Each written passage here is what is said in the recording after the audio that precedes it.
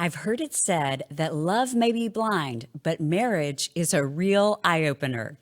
That's what we're talking about today on Women of Excellence with Janeé Hill.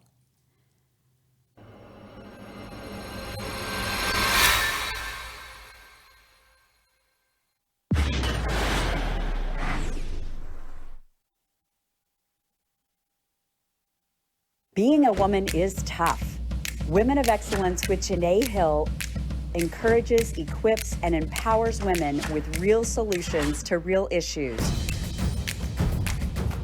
From business to family, to health and relationships, work-life balance. If women face it, we address it with heart, humor, and a hands-on approach. Women of Excellence, where laughter meets tough love as we do life together. For better or for worse, through thick and thin, sick and sin, in my case, a lot of sin, that is oftentimes what we hear when we hear marriage vows, or rather wedding vows. Well, today on Women of Excellence, we are going to be talking about kind of the not so pretty parts of marriage. I am super excited to launch the Women of Excellence podcast. On this podcast, you're going to hear us talking about real issues that we women have. Yes, we do have them, but we're talking about them so that we can drill down to real solutions. And we're going to get solutions from mentors, subject matter experts, and you guys, the viewers and our listening community. So please share your comments at Real Janeé Hill on Facebook, Twitter, Instagram. And we want to hear from you because we know that we all have experiences. Women of Excellence is designed to be a supportive, collaborative community for high-achieving women to learn and grow. And I have found that the higher up I go and the more kind of I do life, whether it's become a mom or then step out into a new career endeavor, the more questions I have. And there's not always a great place for answers. And so that's what we do on Women of Excellence. Like I said, today's topic is marriage. And so I want to welcome a very hunky guest to today's episode. We've got my husband, Randy Hill. Randy, welcome. Thank you. It's good to be here. I appreciate that intro. Well, hunky man, yes. Randy and I have been married 6.8 years. Okay, that's good that you kind of know. Mm-hmm. Kind of know. And will you tell folks how we met?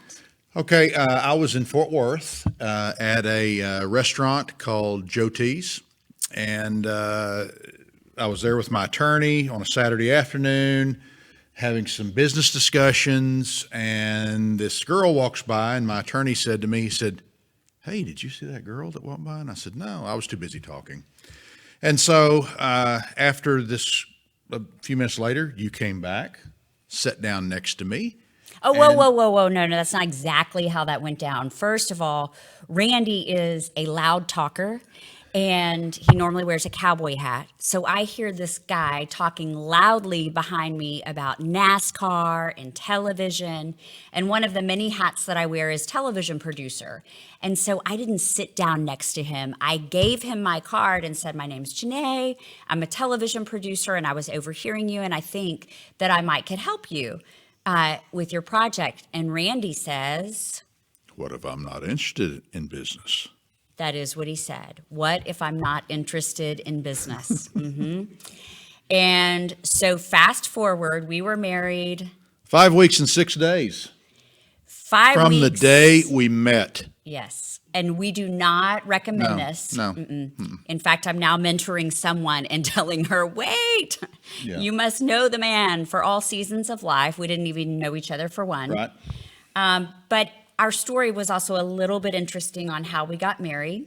Mm-hmm. Your parents were vacationing in Hawaii. In Hawaii. Hawaii's been a special place for my family for many, many years. And so my mom and dad had called and said, because we had just signed this deal with NASCAR, and it was kind of the end of a 2-year journey. And my mom said, "Why don't you just come to Hawaii and relax? Your dad and you can play golf, and I'll take care of y'all." And so I said, "Well, I want to bring a friend with me." And so my dad gets on the phone and he says, "You know, if you're going to bring a girlfriend with you, we don't really approve of that."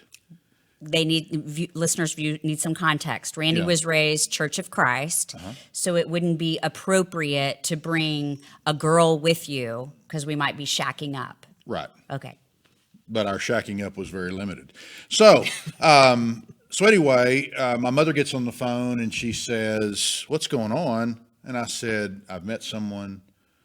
I've fallen in love with her. I'm going to marry her. And I'm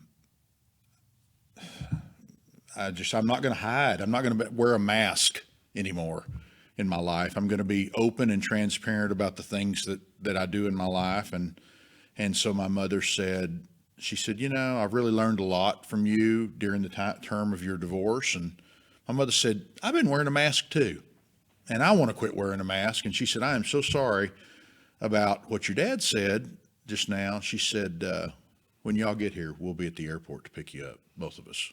So when we got to the airport, my mom, when she saw Janeé get off the plane, she was like, Tears of joy. tears of joy. For Tears those of of joy. you Yeah. who- yeah. So it was very special.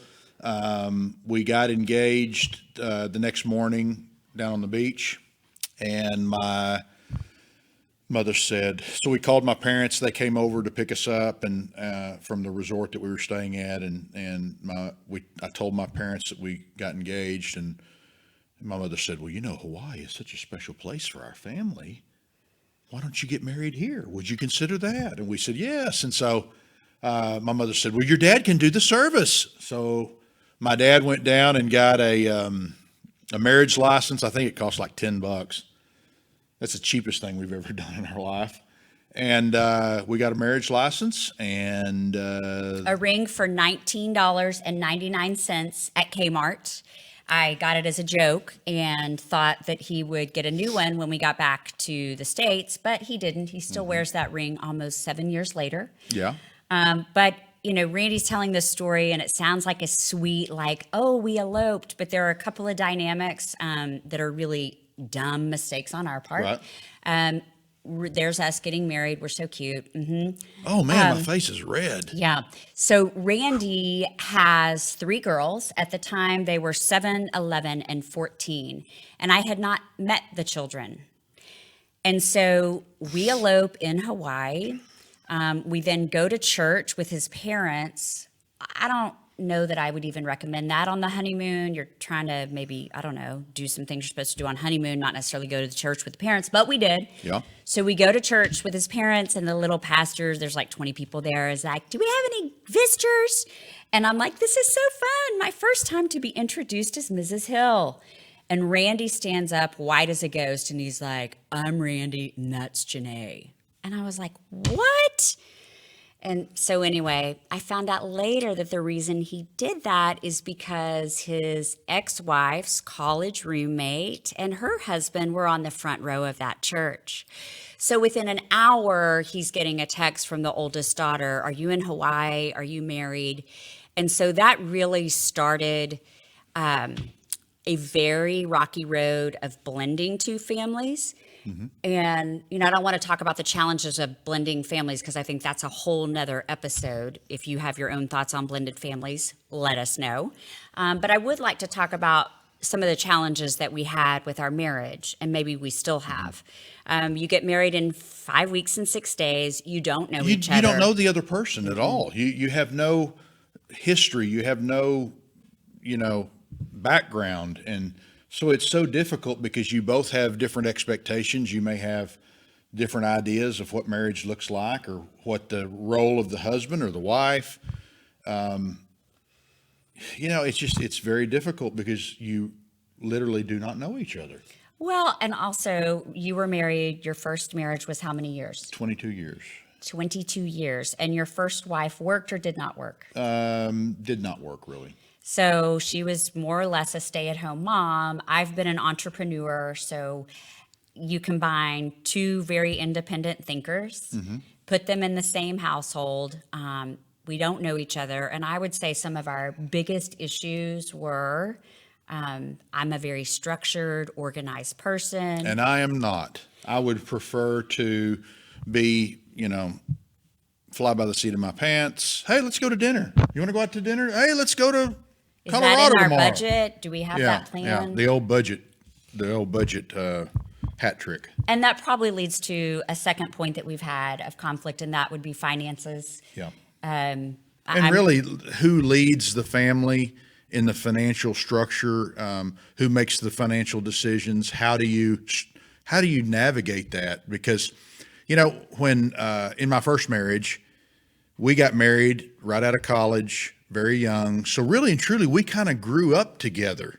So we were charting unknown territory together. When you get married at an older age, You're not calling us old. no, we're not old. We're still very young. But when you get married at an older age, you have more experiences, more expectations, more understandings of the way that things happen. And your expectations are not realistic, Well, and I don't think finances is the only area that expectations are not realistic. Sex. Ooh, Sex, I word. think that you, Randy, thought that woo, we get married and it's a free ticket to ride, probably literally. Mm-hmm. And I thought it was a ticket for, yeah. and sex, or I guess the prettier word for sex, intimacy. Right. It's hard, or it is in our marriage. And I'm curious, are any of the things that we're describing, finances or kind of structured, not structured, or sex, are any of these challenges that you have in your marriage? We would love to know. Go to @RealJaneé Hill and give us your comments. Now, I will tell you that I polled the audience and I asked them on Facebook. And This is like one of those CNN polls for Trump. Right. We are not a political show. No. But I did kind of do some just social media polling, and I said, what are your thoughts on love and marriage? And I think we've got some comments that came in. So for instance, one person said, for me, it is about acceptance, which I thought was a really good thought. And then do we have some of those other social media comments, Siggy, that came in? If you look at some of these comments, it's a deep understanding and acceptance of others. That's from Paige Shear. Kindness, honesty, and acceptance of one's strengths and weaknesses. Doing for others before you do for yourself, Teresa Wally Nelson said. But it was interesting because as I started looking at all these different perspectives, it made me ask the question, what are those common issues in marriage and how do we get beyond them? Or is marriage just, we've committed to it, so we're in this? Or is it possible to thrive and not just survive? So we're going to take a break. And when we come back, we're going to talk to a marriage and family expert. She's a therapist who may have some insight for us as well as for you guys, our viewers and listeners. But then after we talk to Melody Brooke, we're going to hear from a couple who was married, got divorced, and got remarried to each other. And so you definitely want to hear their story. We'll be right back. If you like what you're hearing, please share this with a friend. And follow me @RealJaneé Hill on Instagram, Facebook, Twitter, and YouTube. Welcome back to Women of Excellence. And today we are talking about marriage. We have Melody Brooke, a marriage and family therapist, with us. And Melody, is it possible to thrive in a marriage? Or is it pretty typical that people just survive? It's very possible to thrive. One of the problems is that people don't know how. They don't have a roadmap for how to do that. And especially if you have no experience with each other, it can be a real challenge because you jump into the marriage largely with a lot of fantasies about what it's going to look like. And it never looks like what we think it's going to look like. And as a result, then we find not only the challenge with our partner, but the challenge with ourselves of how do we cope with this? How do we manage it? And in my experience, a big part of that is developing trust. That first year together is all about developing trust. It's that buyer's remorse thing. Did this person that I buy by marrying them, is this really going to be a person who can look after me, who can put my interests in their mix when they're making decisions and not just their own? Are they going to be somebody that I can rely on? Trust is a big word. Yeah. And Randy, how has that worked in our marriage? It's actually a little word, but with big meaning. Right. It's been very difficult. It's been very difficult because, you have you often hear the phrase baggage. People talk about what baggage. Well, Janeé and I came with two 747s full of No, baggage. you did. I was flawless. Just kidding. Yeah. And so you came with a cruise liner and I came with a 747. No, but you have these things that you bring into your marriage, and it's not easy to let go of them. And you have expectations, and you think that, did I get duped? Did I dupe somebody? Yeah, and basically what you do is you project all of your fears onto that person that you just married, because you kind of expect that person to be like the people in your life before. And so you project those intentions, you project those behaviors, you project those feelings onto that person, and immediately you're in fear mode, which of course activates your old brain reactivity. You go into self-protect mode, and suddenly this person who you dearly love has become your enemy. So what do you do? Well, glad you asked. There's a lot of things involved in it, but mostly it's about noticing when you're flooded. You have to first know, okay, I'm flooded. My brain's not working properly. I might as well be drunk right now. I don't have full capacity at this moment.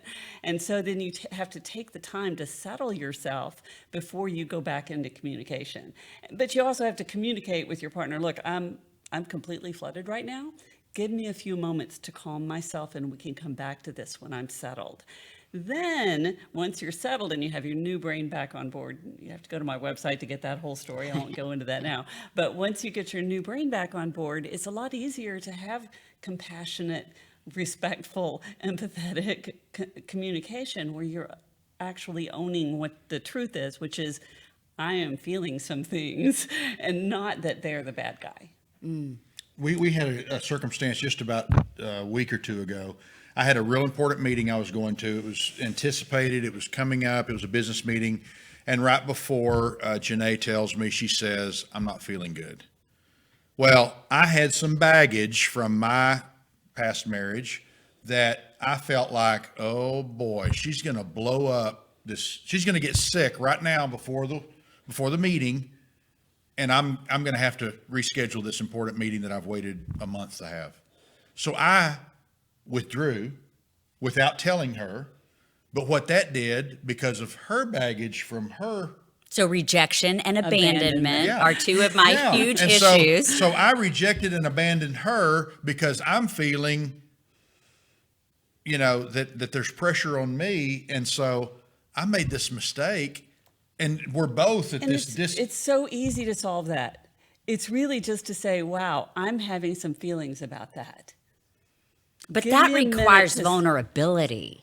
But you don't even have to describe the feelings. You just say, I'm having some feelings. I'm not even sure what it is, but let me settle myself and figure out what it is, and then we can talk about this. Have you ever heard the phrase that the it is very rarely the it? So a couple weeks ago, do I want to tell this story because it's really going to bring it down a notch? Randy and I were at a Super Bowl party, and Randy was like, you're not having fun. Are you not into this? I mean, I love parties. Why are you not into this party? And I couldn't really figure out where my feeling was coming from. And then later, some things came to life. Our 5-year-old son was with us. There were a bunch of other kids I didn't know. Well, I'd had some things happen to me as a kid by other kids, so it concerned me. But at the time, I wasn't identifying that's what I was feeling, but rather I could just show that I was upset with him. And I'm like, we're at the Super Bowl party. There's chips and dips. And dessert. And a lot of dessert. We've been off carbs, so I was like, man, this is awesome. And my wife's over here kind of, and so that's where you have to have a lot of self-awareness. You have to spend time with yourself to be able to start to identify those things, because just as you say, a lot of times you just have these feelings and you don't know where they're coming from. You can't identify what they're about. But if you have enough self-awareness, which means spending time with yourself, getting to know yourself, listening to what's inside of you, and identifying that inner child in you that may have some wounds, when that inner child shows up, you can go, my inner child is feeling activated right now. I don't know why. I don't understand what it's about. And then just be able to say to your partner, I don't know what's going on with me. I'm definitely having some feelings right now. And just be able to own that. Well, and I think for me, Randy talked about briefly, I think you guys both brought up that we come into marriage with these expectations, and I think the movies make it look so great. And so then when your marriage is not that way, I think it kind of makes you go, are we headed for divorce? And we've just gotten married. And, for me, it's so hard to just accept each other as broken human beings and want the best for them, because I thought my marriage was going to be my safe place where like great things happened. And marriage, really that first year and a half, it was awful. And when you struggle with that trust, which is really what that's about, right? It's really difficult to give the other person the grace that they need in order for you to work it through. Because we are able to, when we're angry with our children, we give them so much grace, right? And 5 minutes later, we're laughing, we're playing with them. We don't do the same thing with our spouses. Why is it that we don't give that kind of grace to our spouse? Why is it that if we love this person totally and wholly, why can't we just go, you know what? Yep, that really made me unhappy, and I still love you. Wow. So you said kind of take time for yourself, being self-aware. Do you have one other suggestion for couples? Yes, it hasn't really come up in this discussion, but the biggest thing that couples lack is the ability to provide validation and empathy for each other's thoughts and feelings. And that causes more arguments, more stupid arguments over things that do not matter, because all of us desperately need to feel validated and empathized with, because that makes us feel understood. We need our partner to help us feel understood, but they have to say the words.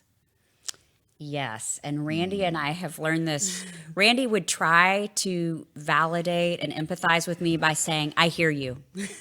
And I'm like, what do you hear me saying? And I felt like just really kind of this little kid sometimes crying out for attention. What do you hear me saying? And maybe even acting out. This is so not fun to admit, but really what I was wanting is I wanted him to kind of know what I was feeling and know why. I didn't need him to solve it. No, that we just need to feel understood. But you can't just understand, you have to communicate that you understand. You have to say, it makes sense that you'd feel that way because that's exactly what happened. It makes sense that you'd feel that way because looking at it from that perspective, I can see why you'd feel like that. Or, you know what, I know this thing about you that makes it make sense that you would feel that. Give that validation. And then the hardest thing of all is to give empathy. Because for some reason, it's the most difficult thing for couples to provide for each other, to say, you know what, I have been there, I have felt some of those feelings, and I didn't like it. But that's what we need to hear in order to reestablish a sense of connection. And Randy, I hope you listen to that, because sense of connection, that helps with sex. Yes, it does. I will validate that. Okay. It totally does. He's taking notes. Yeah, let me write that down right here. All right. Well, Melody, thank you so much for being with us today. You Thank can you. check out more suggestions from Melody at melodybrook.com. And we're going to be right back with the couple that married, divorced, and remarried each other. So we'll be right back. Do you have a place where you can go and be yourself, gain insight, support others, be challenged, and leave feeling better than when you came? To see if Women of Excellence is a good fit for you, email me at info@janeehill.com. Women of Excellence, where laughter meets tough love as we do life together.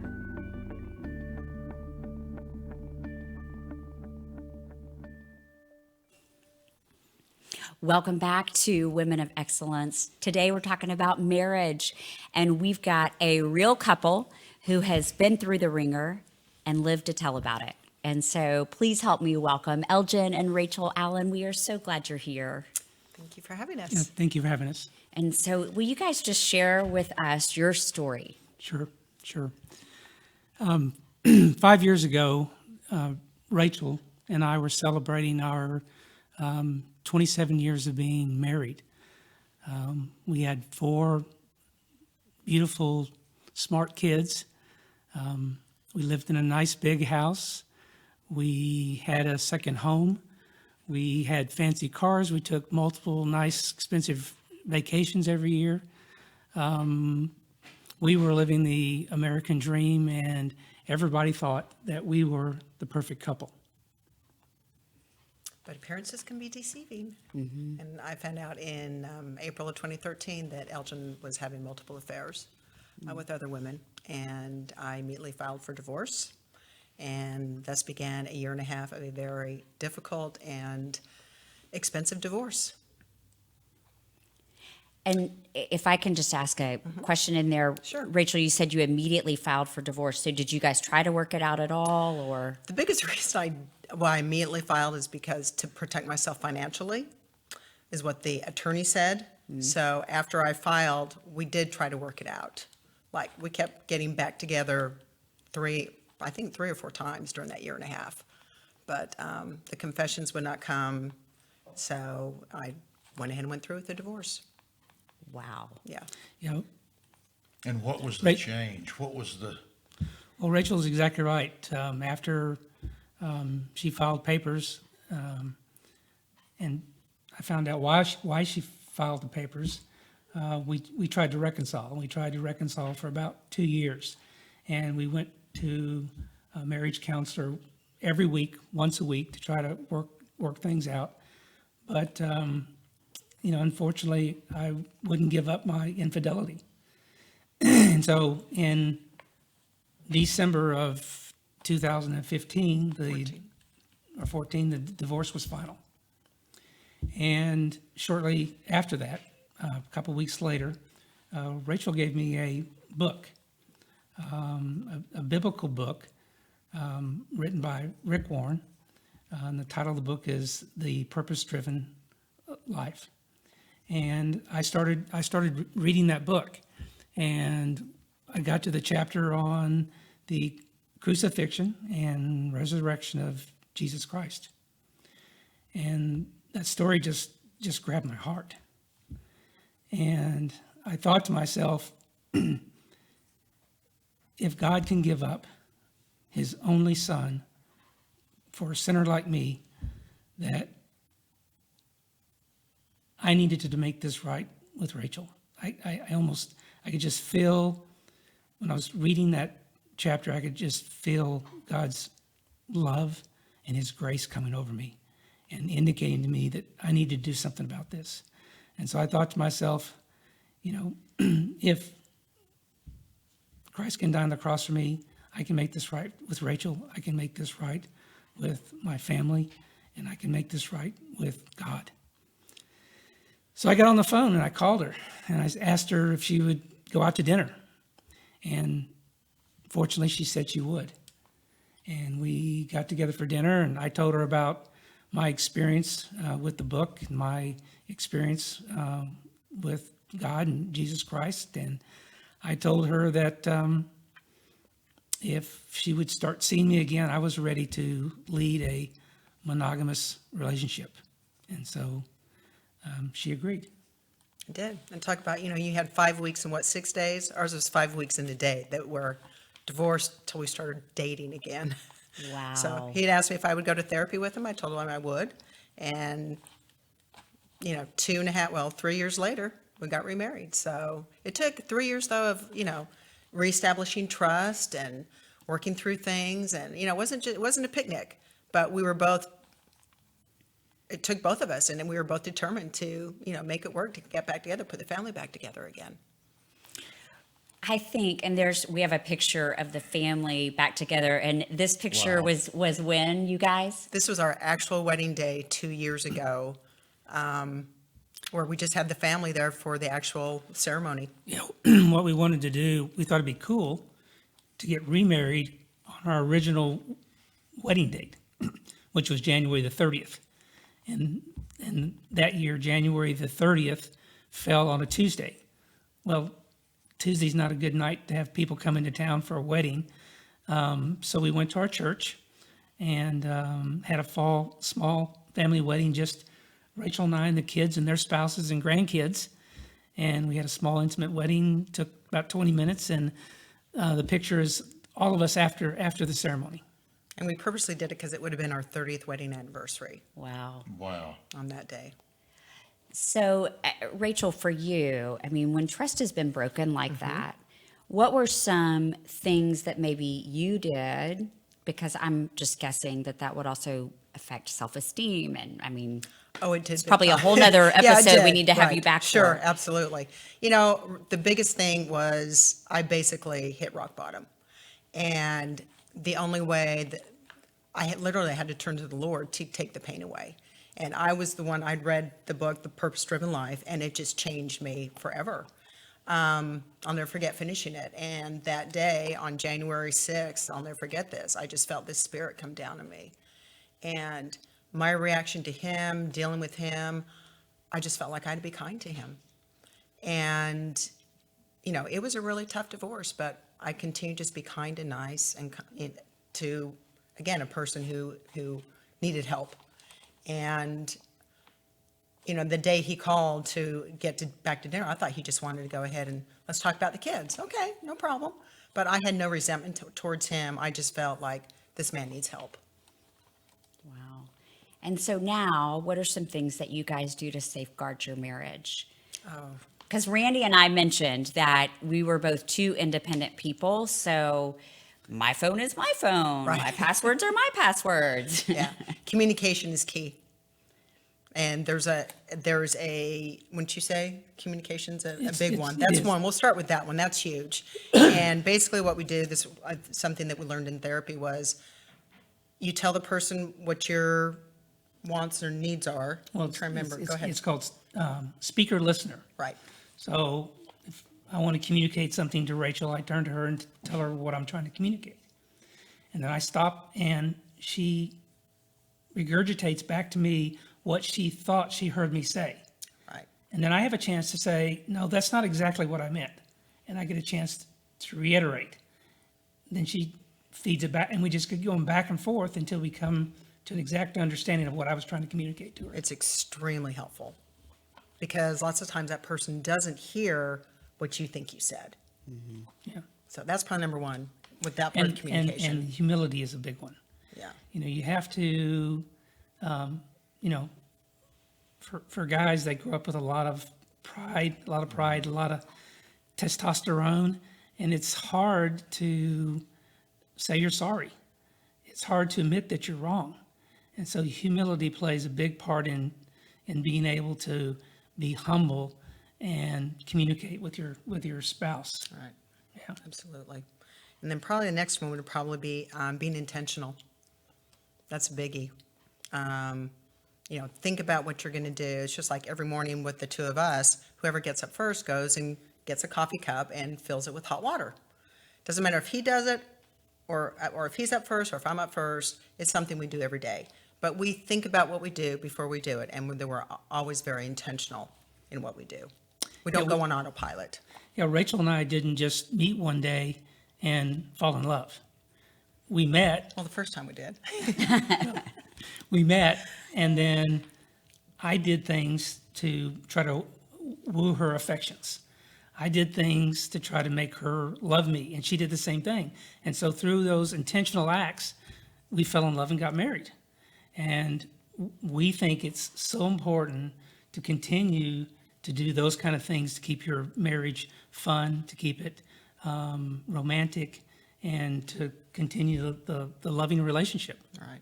And another biggie, and I'm going to say this for both genders, but lots of times we as females think, he can read my mind. Well, he can't read my mind.